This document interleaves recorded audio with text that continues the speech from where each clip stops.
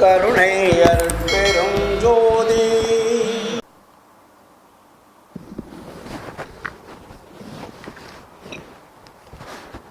அருட்பெரும் ஜோதி அருட்பெரும் ஜோதி தனிப்பெரும் கருணை அருட்பெரும் ஜோதி. அருட்பெரும் ஜோதியே அருட்பெரும் ஜோதியே என்னாருயிரிற் கலந்து ஆடுகின்ற அருட்பெரும் ஜோதியே அன்பிற்கலந்து அறிவாய் விளங்கும் அருட்பெரும் ஜோதியே தெள்ளாரமுதாகி உள்ளண்ணி நிற்கும் அருட்பெரும் ஜோதியே நின்னாசை ஒன்றே என்னுள் ஆர்க்கின்றதே அருட்பெரும் ஜோதியே அருட்பெரும் ஜோதியே அருட்பெரும் ஜோதியே அருட்பெரும் ஜோதி அருட்பெரும் ஜோதி தனிப்பெரும் கருணை அருட்பெரும் ஜோதி. ஆன்மநேய ஒருமைப்பாட்டு உரிமையுடைய சகோதர சகோதரிகளே, உங்கள் அனைவருக்கும் முதற்கண் நன்றி கலந்த வணக்கத்தை தெரிவித்துக் கொள்கிறேன். இன்று சென்னை மாநகரம் அருட்ஜோதி டிவி நிலையத்தின் சார்பாக சில கேள்வி பதில்களை கேட்டு அதற்குண்டான பதில்களை மக்களுக்கு தெரியப்படுத்த வேண்டும் என்ற பெரும் நோக்கத்தோடு இன்று உயிர் இரக்கம் என்றால் என்ன என்பதற்குண்டான கேள்விக்குண்டான பதில்களை எல்லாம் மக்களுக்கு தெரியப்படுத்த வேண்டும் என்ற நோக்கத்தோடு தான் இன்று இந்த நிகழ்ச்சி தொகுக்கப்படுகிறது. வள்ளலார் உயிர் இரக்கம் என்பதை பற்றி மிக தெளிவாக சமுதாயத்திற்கு சொல்லியிருக்கிறார். உயிர் இரக்கம் என்றால் என்ன, அப்போ உயிர் என்றால் என்ன, இரக்கம் என்றால் என்ன, ஏன் உயிர் இரக்கம் மக்களுக்கு தேவைப்படுகிறது, மக்கள் அதை செய்ய வேண்டும், அந்த உயிர் இரக்கத்திற்கும் கடவுளுக்கும் என்ன தொடர்பு இருக்கிறது, உயிர் இரக்கத்திற்கும் மனிதனுக்கும் என்ன தொடர்பு இருக்கிறது, மனித வாழ்க்கையிலே ஏன் இதை நாம் கடைபிடிக்க வேண்டும் என்ற கேள்விகளெல்லாம் நாம் சற்று சிந்தித்து பார்க்க வேண்டும். இப்பொழுது நமது அன்பர் பேர் என்ன, ராஜேஷ் என்பவரெல்லாம் வந்திருக்கிறார். அவர் அவருக்கு தெரிந்த சில சந்தேகங்களை கேட்க உள்ளார்கள். அப்படி அவர் கேட்கும் கேள்வி என்னவாக இருக்கும் என்பதை பார்த்து அதற்குண்டான பதிலையும் பேசுவோம். ராஜேஷ் அவர்களே, உங்களுடைய சந்தேகங்கள் என்ன? ஐயா, உயிர் இரக்கம் வள்ளலார் ஐயா சொல்லியிருக்காரு. உயிர் இரக்கம்ன்றது பார்த்தீங்கன்னா அடிப்படையில் என்ன? அருமையான சிந்தனை. உயிர் இரக்கம் என்றால் அடிப்படை சிந்தனை என்ன அப்படின்ற ஒரு கேள்வியை தொடுத்திருக்கார். உயிர் என்றால் ஜீவன், ஜீவனுக்கு உயிர் என்று பெயர். இப்போ வள்ளலார் ஜீவகாருண்யம் அப்படின்னு ஒரு தொகுப்பு எழுதியிருக்காரு. ஜீவகாருண்யம் என்றால் உயிர் இரக்கம் என்பது அதற்கு பொருள். அதனால தான் அதுக்கு ஜீவகாருண்யம்னு பேர் வச்சார். ஜீவகாருண்யம் அதற்கு நேரடியான பதில் என்னவென்று பார்த்தால் உயிர் இரக்கம். அப்போ உயிர் இரக்கம் என்றால் என்ன அப்படி என்றால், உலகத்தில் உள்ள எல்லா வகையான ஜீவர்களுக்கும் உயிர் என்பது தான் ஆதாரமாக இருக்கிறது. ஜீவன்லாம் செயல்படக்கூடிய இயங்கக்கூடிய உயிரினங்கள். சரி. அதாவது உலகத்தில் வந்து செயல்படுவது செயல்படாதது என்ற ரெண்டு இருக்குது. சரி. இப்போ செயல்படுவது எப்படின்னு பார்த்தால் அது தோற்றம், வளர்ச்சி, மாற்றம், மறைதல், இது எல்லாமே வந்து செயல்படக்கூடியது. இப்போது அது செயல்படக்கூடியது என்னென்ன இருக்குதுன்னு பார்த்தீங்கன்னா, தாவரங்கள், ஊர்வன, பரப்பன, நடப்பன, அசுரர், தேவர், மனிதர், இதெல்லாம் வந்து உயிர் உள்ள ஜீவர்கள்னு பேர். இப்போ மற்றபடி பார்த்திங்கன்னா கல், மண், இதெல்லாம் ஜடப்பொருள். இந்த ஜடப்பொருள்களில் வந்து உயிர் இருக்குமான்னா உயிர் இருக்காது. அதை பற்றி நம்ம ஒன்றும் கவலைப்பட வேண்டிய அவசியம் இல்லை. அப்போ உயிருள்ள ஜீவர்கள் அப்படின்றது தான் இயங்கக்கூடிய, செயல்படக்கூடிய, மற்றவர்களுக்கு பயன் தரக்கூடியது எல்லாமே உயிருள்ள ஜீவர்கள். அப்போ அந்த உயிருள்ள ஜீவர்கள் தான் உயிருள்ள மனிதர்களாகவும், மிருகங்களாகவும், தாவரங்களாகவும், மற்ற செயல்படக்கூடிய செயல் தகுந்த செயலை செய்யக்கூடிய உயிரினங்களாக இருக்கிறது. இந்த உயிரினங்கள் துன்பப்படுகிறது. அதாவது துன்பம் வரும்போது தான் நம்ம அது மேலே இரக்கம் காட்டுறோம் இல்லையா? அப்போ ஒரு உயிருக்கு வந்து துன்பம் வரும்போது தான் அதுக்கு உண்டான வந்து அதனுடைய வலியோ அதற்கு ஏற்படக்கூடிய கஷ்டங்களோ அது தாங்க முடியாமல் தவிக்கிறது. அப்போது அந்த தாங்க முடியாத உயிர்களுக்கு, அதாவது ஜீவன்களுக்கு, அதனுடைய துன்பங்களை போக்குவது எதுவோ அதுக்கு பேர் இரக்கம்னு பேர். அந்த துன்பத்தை போக்கிட்டோம்னாக்கா நீங்கள் அந்த உயிர் மேலே இரக்கம் காட்டி அந்த துன்பத்தை போக்கிவிட்டீர்கள் என்பது அதற்கு பொருள். இதை தான் வள்ளலார் வந்து நமக்கு ஜீவகாருண்யம் என்ற ஒரு ஒழுக்கத்தையே நமக்கு கொண்டு வந்து கொடுக்குறார். இது வெளியும் உயிர் இரக்கம் என்றால் ஏதோ மனிதர்களுக்கு மட்டும்தான் செய்ய வேண்டும் என்ற நிலை மாறி எல்லா ஜீவர்களுக்கும் உயிர் இரக்கத்தினால் அந்த துன்பங்களை போக்குவது எதுவோ அதுக்கு பேர் தான் உண்மையான உயிர் இரக்கம்.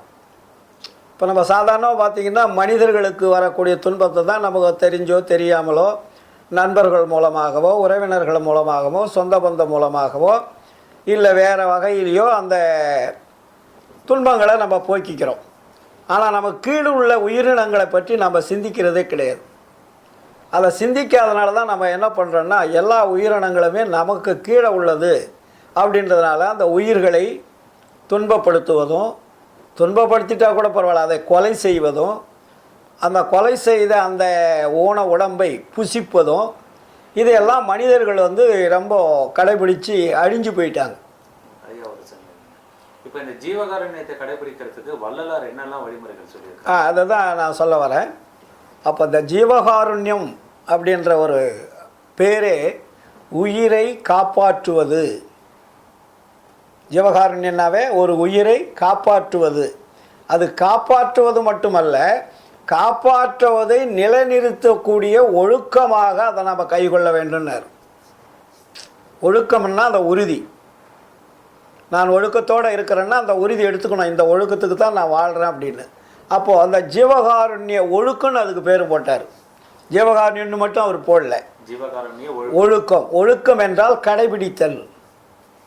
உயிர்களுக்கு துன்பம் தராமல் வாழ்கிறேன் என்பதை கடைபிடிக்க வேண்டிய வழிமுறைகளை நமக்கு சொல்கிறார். அதாவது ஒரு உயிருக்கு இந்த துன்பம் வந்துடுச்சு, சரி 10 ரூபா கொடுத்துட்டோம், அது துன்பம் தீர்ந்துடுச்சு, நீங்கள் போயிடக்கூடாது. அந்த உயிர்களுக்கு மேலும் துன்பம் வராமல் காப்பாற்றக்கூடிய வழியை நம்ம காட்டணும்.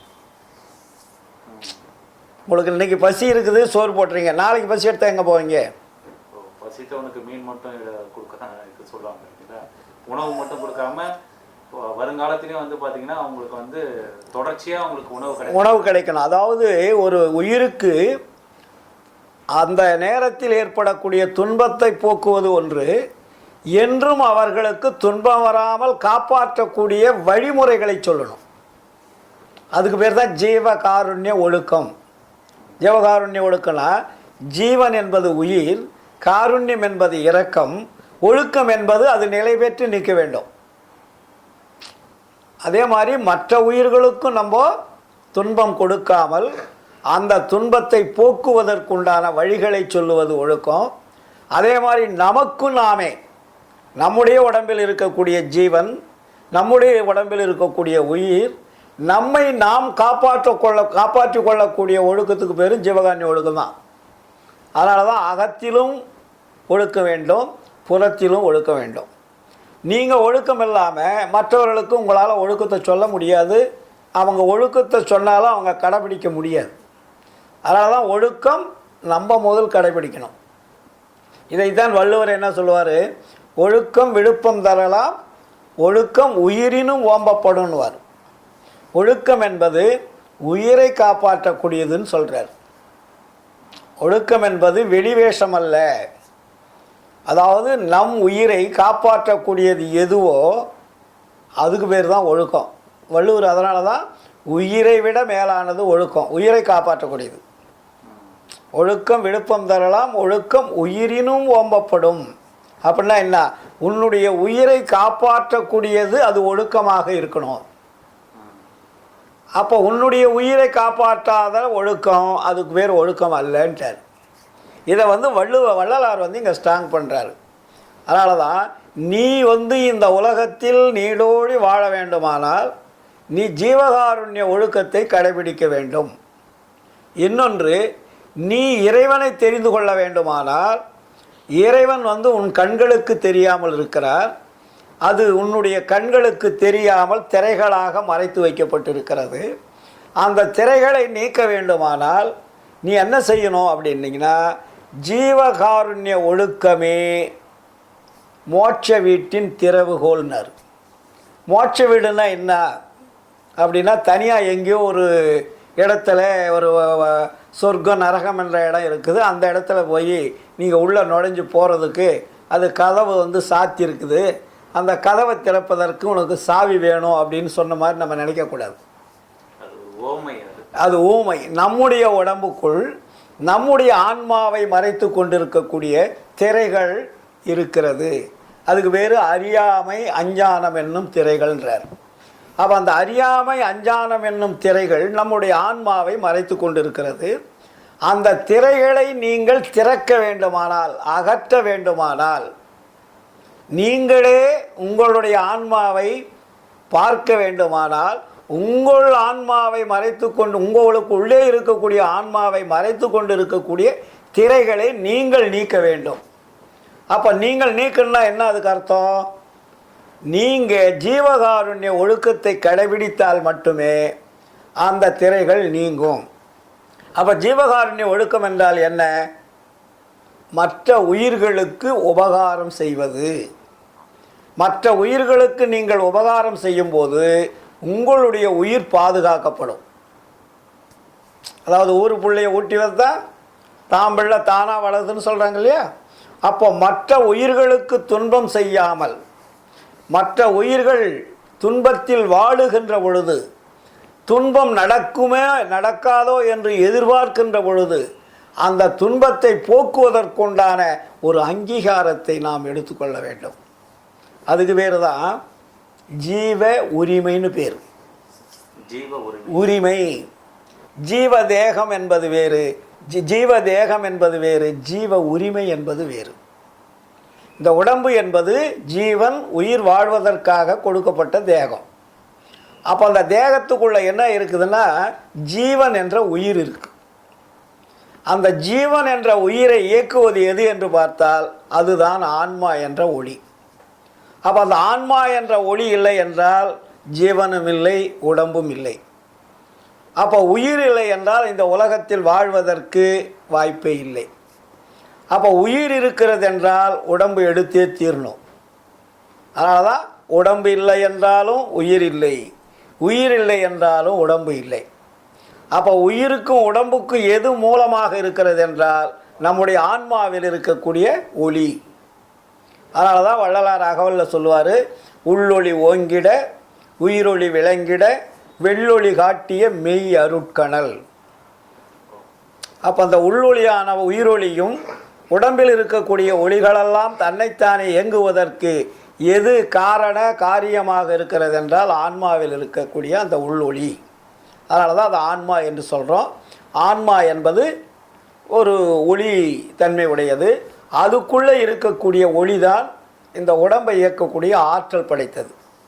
அதனால தான் வள்ளலார் வந்து இந்த பெரிய பெரிய அருளாளர்கள் ஞானிகள் எல்லாம் இந்த இடத்துக்கு அவங்க போகலை.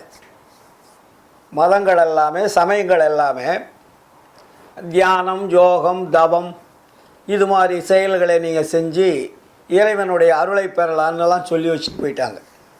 ஆனால் வள்ளலார் வந்து அதை ஒத்துக்கலை. அதாவது ஜீவகாருண்யம் இல்லாமல் செய்யப்படுகின்ற தியானம் யோகம் தவம் எல்லாமே மாயாஜாலங்கள்ட்டார். அது ஒரு அற்ப லாபத்தை கொடுக்கும், அற்ப பிரயோஜனத்தை கொடுக்குமே தவிர உங்களுக்கு இறைவனுடைய அருளை பெறுவதற்கு அது வழி அல்ல, அது தவறான பாதைன்னு வள்ளலார் அதை ஓப்பன் பண்ணிட்டார். அதனால தான் வள்ளலார் வந்து ஆரம்பத்தில் வடலூரில் முதல் அவர் கடவுளை பற்றி நமக்கு அறிமுகப்படுத்தலை.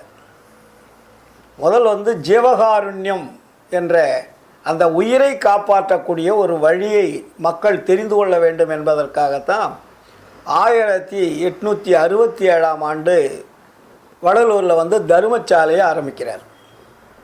அந்த தர்மசாலைக்கு என்ன பேர் தெரியுமா? சத்திய தர்மசாலைன்னு பேர் வைக்கிறார். சும்மா ஒரு நாள் சோறு போட்டு போகக்கூடாது, அது நிரந்தரமாக மக்களுடைய பசியை போக்கணும், அது சத்தியமாக செயல்படணும். சத்தியம் என்றால் நிரந்தரம். ஏன்னா சத்தியம் தவறாத வாழ்க்கணும்னா என்ன?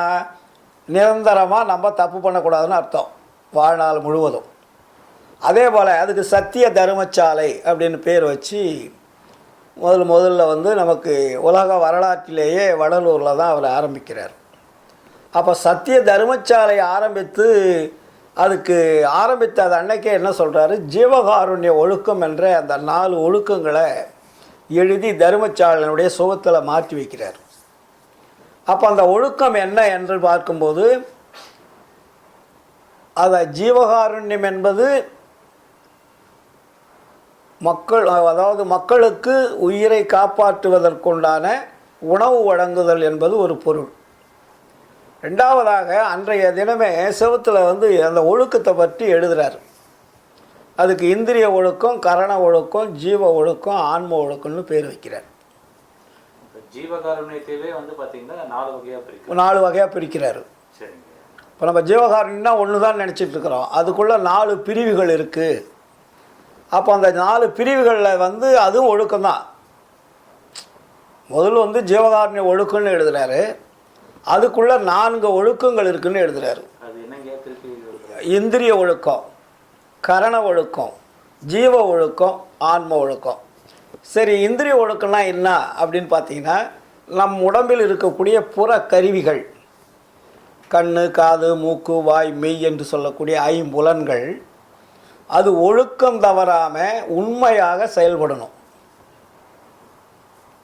ஏன்னா எந்த விதமான தவறான வழியில் செல்லாமல், அது சத்தியம் தவறாமல், உண்மை தவறாமல், நேர்மை தவறாமல், அது செயல்படக்கூடிய கருவிகளை கட்டுப்படுத்தி செயல்படுத்துவதற்கு பேர் தான் இந்திரிய ஒழுக்கம், 5 புலன்கள். அப்போ கண்ணு வந்து எதை பார்க்கணும், எதை பார்க்கக்கூடாது, காது எதை கேட்கணும், எதை கேட்கக்கூடாது, வாய் எதை பேசணும், எதை பேசக்கூடாது, எதை சாப்பிட்ணும், எதை சாப்பிடக்கூடாது, இல்லையா? அப்போ கை வந்து எதை கொடுக்கணும், எதை வாங்கணும்.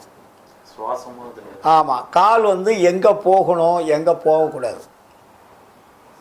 அப்போ காற்றும், அப்போ நீங்கள் சொன்ன மாதிரி மூக்கில் இருக்கக்கூடிய சுவாசமும் எந்த காற்றை சுவாசிக்கணும், எந்த காற்றை சுவாசிக்கக்கூடாது. இப்படிப்பட்ட ஒரு ஒழுக்கத்தை கடைபிடிப்பதற்கு பேர் தான் இந்திரிய ஒழுக்கம்னு பேர்.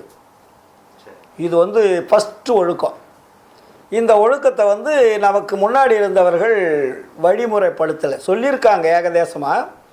ஆனால் அவங்க சொன்ன ஒழுக்கமெல்லாம் வந்து நீங்கள் ஆலயத்துக்கு போங்க, சாமி கும்பிடுங்க, அபிஷேகம் பண்ணுங்க, ஆராதனை பண்ணுங்க, காலையிலேருந்து நீங்கள் கோயிலை சுற்றுங்க, நவகிரகங்களை சுற்றுங்க, இதனால் உங்களுக்கு பெரிய லாபம் கிடைக்கும், நீங்கள் நரகத்துக்கு இருந்து சொர்க்கத்துக்கு போகலாம். அதனால தான் காலையில் சொர்க்க வாசல் திறக்குன்னு ஒரு விழாலாம் வச்சுருப்பாங்க. இது மாதிரிலாம் நமக்கு ஒரு கற்பனை கதைகளை சொல்லி அவர்கள் வேறு விதமான ஒரு ஒழுக்கங்களை சொன்னாங்க. அப்போ அந்த ஒழுக்கங்களெல்லாம் ஒரு சிறு லாபத்தை கொடுக்கும். அதை ரொம்ப சொத்தமாக அது மோசம் சொல்ல முடியாது. பட் அவங்களுடைய ஒழுக்கம் வந்து ஒரு சிறிய லாபத்தை கொடுக்கக்கூடிய ஒழுக்கம். அது வந்து நம்மளுடைய உடம்பையோ உயிரையோ காப்பாற்றாது. அப்போது உடம்பையும் உயிரையும் காப்பாற்றக்கூடிய ஒழுக்கம் எதுவோ அதுதான் உண்மை ஒழுக்கம். அந்த உண்மை ஒழுக்கத்துக்கு பேர் தான் வள்ளலார் வச்சது ஜீவகாருண்ய ஒழுக்கம். நீ அந்த ஒழுக்கம் மற்ற ஒழுக்கமெல்லாம் அது வந்து ஒரு சாதாரணமான சிறிய அற்ப லாபத்தை கொடுக்கக்கூடிய ஒழுக்கம். இங்கே வள்ளலார் சொன்ன ஒழுக்கம் வந்து பசித்த ஜீவர்களுக்கு உணவளிப்பது முதல் ஒழுக்கம்னு போட்டார். அவங்க செஞ்சதெல்லாம் வந்து பார்த்தீங்கன்னா ஒரு செயல்கள் அடிப்படையில் இருக்கு. ஆமாம், நம்மளோட வள்ளலார் காட்டிய வழி வந்து பார்த்தீங்கன்னா மனத்தோட அடிப்படையில் இருக்கிற மாதிரி இல்லை. அதாவது அதே வள்ளலார் சொல்லுவார், அதாவது பக்தி, அதுக்கு பேர் பக்தின்னு பேர். இப்போ ஆலய வழிபாட்டு முறைக்கெல்லாம் வந்து பக்தி. அப்போ அந்த பக்தியில் என்ன நடக்குதுன்னா மன நெகிழ்ச்சி, மன உருக்கம் ஏற்படும் புறக்கருவியில். அதை வந்து கரணங்கள் இருக்கக்கூடியது மனம். இப்போ முதல் சொன்னோம் இல்லையா 4 ஒழுக்கம். அப்போ அந்த பக்தி என்பது கோயிலில் போய் வழிபடுவதாலேயோ அங்க பிரதர்ஷனம் செய்வதாலேயோ மற்ற அபிஷேகம் ஆராதனை தெய்வலையோ இல்லை அந்த தெய்வத்தை நினச்சி தியானம் பண்ணுறதுனாலையோ அப்போ என்ன ஏற்படும்னா மன நெகிழ்ச்சி ஏற்படும், மன உருக்கம் ஏற்படும். அப்போ அந்த மன நெகிழ்ச்சி, மன உருக்கம் என்பது ஒரு குறிப்பிட்ட நேரம் இருக்கும், அதுக்கப்புறம் அது அழிஞ்சு போயிடும். நீங்கள் கோயிலில் போய் வழிபடுறீங்க, அப்போ ரொம்ப உருக்கமாக தெய்வீகமாக வழிபாடு பண்ணிவிடுவீங்க, அப்போ வந்து எந்த ஞாபகம் இருக்காது. நீங்கள் மறுபடியும் கோயிலை தாண்டி வெளியே வீட்டுக்கு போயிட்டீங்கன்னா பழைய ஞாபகம் வந்துடும். ஒரு குறிப்பிட்ட நேரத்திற்கு மட்டும். அதுக்கப்புறம் வந்துட்டால் உங்களுக்கு தொழில் பிரச்சனை, மற்ற பிரச்சனை, வீட்டு பிரச்சனை, கணவன் மனைவி மக்கள் குழந்தைகள் இப்படி உற்றார் உறவினர் இந்த பிரச்சனை வந்துடும். அப்போது அந்த மன நெகிழ்ச்சியானது மன மாற்றம் அடைஞ்சிருது. மன உருக்கமும் மன நெகிழ்ச்சியும் உடனடியாக அது மாற்றம் அடைந்து அங்கே ஒன்றும் இல்லாமல் போய்விடுகிறது. இதுக்கு வேறு பக்தி மார்க்கத்துக்கு பக்தியில் சொல்லக்கூடிய ஒழுக்கம். ஆனால் வள்ளலார் வந்து இங்கே என்ன பிரிக்கிறார்னா ஜீவகாருண்யம் அப்படின்னா ஜீவகாருண்யம் என்பது மற்றவர்களுடைய துன்பத்தை போக்குவது. அப்போ துன்பத்தை போக்குவது எது? உணவு. பசி என்ற துன்பத்தை போக்குவது உணவு. இந்த உணவுனால் அவங்களுக்கு என்ன ஏற்படுதுன்னு பார்த்தீங்கன்னா சாப்பிட்றவங்களுக்கு ஆன்ம நெகிழ்ச்சி, ஆன்ம உருக்கம் ஏற்படுதுன்றார். இங்கே பக்தியில் மன நெகிழ்ச்சி, மன உருக்கம் ஏற்படுகிறது. இங்கே ஜீவகாருண்யத்தினால் ஆன்ம நெகிழ்ச்சி, ஆன்ம உருக்கம் ஏற்படுது. இந்த ஆன்ம நெகிழ்ச்சி, ஆன்ம உருக்கம் எங்கே போய் பதியுதுன்னா அகத்தில் பதியுது. அதான் ஆன்ம ஒழுக்கம்னு சொல்கிறோம் இல்லையா? அந்த ஆன்ம ஒழுக்கம் என்பது ஆன்மாவில் இருக்கக்கூடிய ஒரு பதிவான இடம், ஒரு முக்கியமான இடம். அப்போ இந்த ஜீவர்களுக்கு உபகாரம் செய்யும்போது ஜீவர்களுடைய துன்பங்கள் அவர்கள் அனுபவித்து அதை உணர்ந்து போக்குகின்ற பொழுது அவருடைய ஆன்மாவில் ஒரு நெகிழ்ச்சி ஏற்படுகிறது. அந்த நெகிழ்ச்சியானது அவர்களுக்கு மகிழ்ச்சியை உருவாக்குறது. அந்த மகிழ்ச்சியானது ஒரு மின்காந்த அலைகள் போல யார் அவர்களுடைய துன்பத்தை அந்த பசியை போக்கினார்களோ அவருடைய ஆன்மாவில் வந்து பதிவாகுது. பதிவாகும்போது இங்கே ஆன்ம நெகிழ்ச்சி, அங்கே சாப்பிட்டவனுக்கும் ஆன்ம மகிழ்ச்சி, ஆன்ம நெகிழ்ச்சி, இங்கே கொடுத்தவனுக்கும் ஆன்ம நெகிழ்ச்சி, ஆன்ம மகிழ்ச்சி. அப்போ இங்கே என்ன ஆகுது ரிட்டர்ன் ஆனால் இந்த ஆன்ம மகிழ்ச்சி, ஆன்ம நெகிழ்ச்சியானது இவனுடைய ஆன்மாவில் போய் டச் ஆகும், பதிவாகுது. இந்த பதிவாகும் போது அந்த இடத்துல என்ன நடக்குதுன்னு வள்ளலார் சொல்கிறாருன்னா அங்கே ஒரு மோதுகின்ற பொழுது ஒன்றோடொன்று மோதுது. அந்த மோதுகின்ற பொழுது அங்கே ஒரு உஷ்ணம் ஏற்படுகிறது. அந்த உஷ்ணம் வந்து அது சுத்த உஷ்ணன்றார். உஷ்ணம் என்பது நம்ம அப்படி தட்டும் போது ஏற்படக்கூடிய உஷ்ணம் வேறு, சூரியன் மேல் படும்போது உஷ்ணம் வேறு, சந்திரன் படக்கூடிய உஷ்ணம் வேறு, நெருப்புனால உஷ்ணம் வேறு இல்லையா? இப்படி ஒவ்வொன்றும் ஒரு தொடுகின்ற பொழுது அதனுடைய உஷ்ணங்கள் வெவ்வேறாக இருக்கிறது. ஆனால் இந்த ஆன்ம நிகழ்ச்சி, ஆன்ம உருக்கம் என்ற அந்த மகிழ்ச்சியானது அந்த ஆன்மாவில் மோதுகின்ற பொழுது அங்கே சுத்த உஷ்ணம். இது மாதிரி உஷ்ணம் அல்ல. அந்த ஒளி மோதும் போது அங்கே அதுக்கு பேர் சுத்த உஷ்ணம்னு சொல்கிறார். அப்படின்னா இதெல்லாம் அசுத்த உஷ்ணம்னு அர்த்தம். நம்ம உஷ்ணம்னு சொல்கிறது பூரா அசுத்த உஷ்ணம், அங்கே சுத்த உஷ்ணம். அந்த சுத்த உஷ்ணமானது நம்மளுடைய ஆன்மாவிலே அது மோதுகின்ற பொழுது அந்த சுத்த உஷ்ணம்தான் முன்னாடி நம்மளுடைய ஆன்மாவில் பதிவாகி இருக்கக்கூடிய அந்த அஞ்ஞானம் அறியாமை என்னும் திரைகளை நீக்கக்கூடிய ஆற்றல் படைத்ததுன்றார். அதுதான் அந்த திரைகளை நீக்கும், உங்களுடைய அறியாமையை நீக்கும், உங்களுடைய உள்ளொளியே உண்மையை மறைத்து கொண்டிருக்கக்கூடிய அந்த திரைகளை நீக்கி உள்ளொளியை நீங்கள் பார்க்கலாம். அது பார்க்கின்ற பொழுதுதான் பெரிய விஷயமெல்லாம் நடக்கும். அங்கிருந்து தான் எல்லாம் கிடைக்கிறது. அந்த ஆன்மாவிலிருந்து கிடைக்க வேண்டிய பொருள் கிடைக்காமதால தான் நம்ம எவ்வளோ பெரிய துன்பத்திற்கு ஆளாகிறோம் ஆச்சா. அதனால் அங்கிருந்து வரக்கூடிய ஒரு மாபெரும் சக்தி வாய்ந்த ஒரு பேர் அருள் என்பது இருக்கிறது. அந்த அருளை நாம் பெறுவதற்காகத்தான் இந்த ஜீவகாருண்ய ஒழுக்கம் என்ற ஒழுக்கத்தை நமக்கு கொடுக்குறார். அப்போ அந்த ஜீவகாருண்ய ஒழுக்கத்தில் 4 பிரிவுகளாக நமக்கு போடுறாரு. அது இந்திரிய ஒழுக்கம், கரண ஒழுக்கம், ஜீவ ஒழுக்கம், ஆன்ம ஒழுக்கம்னு. இந்த இந்திரிய ஒழுக்கத்தினுடைய உண்மைகளை தெரிந்து கொள்வதற்கும் அந்த உண்மைகள் படி வாழ்வதற்கும் நமக்கு தெளிவாக ஜீவகாருண்ய ஒழுக்கம் என்ற நூலை நமக்கு எழுதியிருச்சிருக்கார்.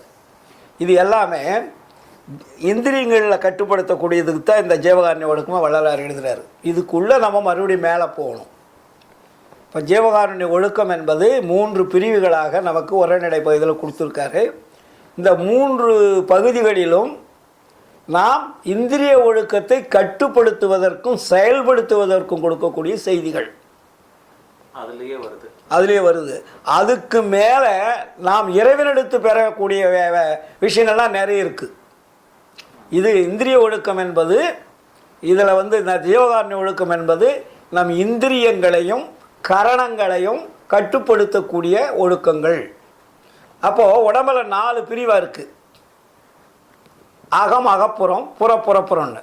அகப்புறத்துக்கு நம்ம ஒன்றும் போகலை, அதுக்கு வேண்டிய வேலை நிறைய இருக்குது. ஆனால் நீங்கள் புறப்புறம் என்று சொல்லக்கூடிய இந்திரியங்களையும் கரணங்களையும் கட்டுப்படுத்துவதற்கு அதுக்கு தான் ஜீவகாருண்ய ஒழுக்கம்.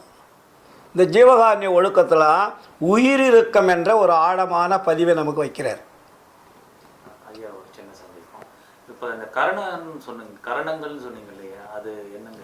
அதை நம்ம பேசுவோம், அதாவது அடுத்த கேள்வியில் பேசுவோம். இந்திரியம், கரணம், ஜீவன், ஆன்மா என்று சொல்லியிருக்கோம். இப்போ நம்ம அடுத்த தொகுப்பில் கரணங்களை பற்றியும் ஜீவனை பற்றியும் ஆன்மாவை பற்றியும் நம்ம விரிவாக பேசுவோம். மீண்டும் சந்திப்போம். பொறுத்திருங்கள். நன்றி, வணக்கம், வாழ்த்துக்கள்.